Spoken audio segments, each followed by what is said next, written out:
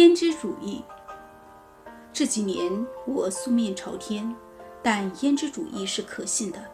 我的早晨是胭脂主义的，我的日落时分更是胭脂主义的。青山如黛，一一炊烟，散发出的气息遥远，挤压我小山岗似的脸颊。北京的清晨是胭脂主义的，我的额头迎接第一缕晨光，孤山鹰还在沉睡，我以清水梳妆，以青菜洗面，而胭脂主义从东边爬上来，遥远地浮动腰肢，它是羞涩的典范，它是遗忘的之娘，一步步向我靠近，直到我猛一抬头就把我俘虏。我怀揣一把木梳，向胭脂主义弯腰致意。我面朝东方，向慈禧太后点头。云层后，她起床散步，脸上的胭脂像泪水打湿了清东陵。大家好，我是易来。今天我要为大家读的这首诗的题目叫《春天的暗房》。春天的暗房，哈，这撩人的职业病，在暗房，他看到什么，便是什么。桃花是他，蝴蝶是，飞鸟也是。如果看到一整座春天，他便觉得左眼里有谷雨，而右膝关节则埋伏着惊蛰无数。而他从未怀疑过自己的视力，正如相信镜头、底片对光线的判断。他知道春天来了，外面必有明媚的光，明亮而晃眼的少女，在公园或者梯形台。他甚至有些想入非非了。他还知道可以摘去帽子、围巾，要留心花粉、蚊虫和病菌。这生活的经验来自定影、显影、事物的还原或它的像，如同从书本上获得的光学原理。在成群结队的胶卷面前，他甚至想，我拥有春天的流水线。可是当他试图从中找到自己，却是徒劳。其实他只是一小片黑暗。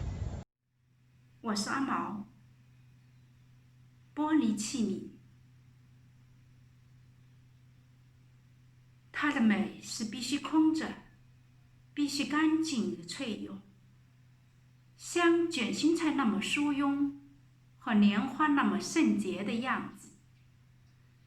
但爱的唇不能吻它，一颗不能碰撞的心，被聚焦的夜半之光划乎下的戾气。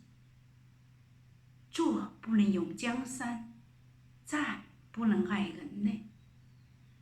这低气的洞口，这悲眠的母性，你们用它生空气和糖果，我用它生眼泪或火。白雪棋盘，再一次回到冰凉的北京。从飞机上往下看，北京铺着一层薄薄的雪，像一块白色的棋盘。谁来和我对弈？没有人。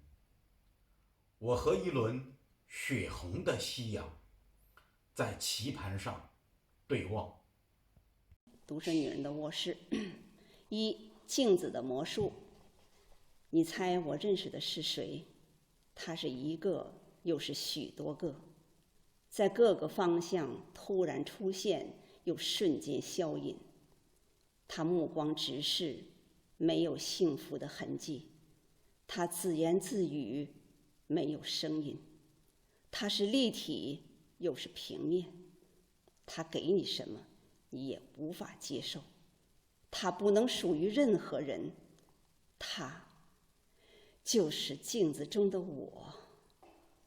整个世界除以2，剩下的一个单数，一个自由运动的独立的单子，一个具有创造力的精神实体。他就是镜子中的我。我的木框镜子就在床头，他一天做100次这样的魔术，你不来与我同居。我是中国诗人李绅，我朗诵我的诗作《菊在野》。菊在野，日出东南，菊在野。黄在菊，阳在菊，阴在菊。菊在菊旁，菊在物语。日落西方，菊在野。日落菊，苍茫在菊。夜在婺源，夜无菊。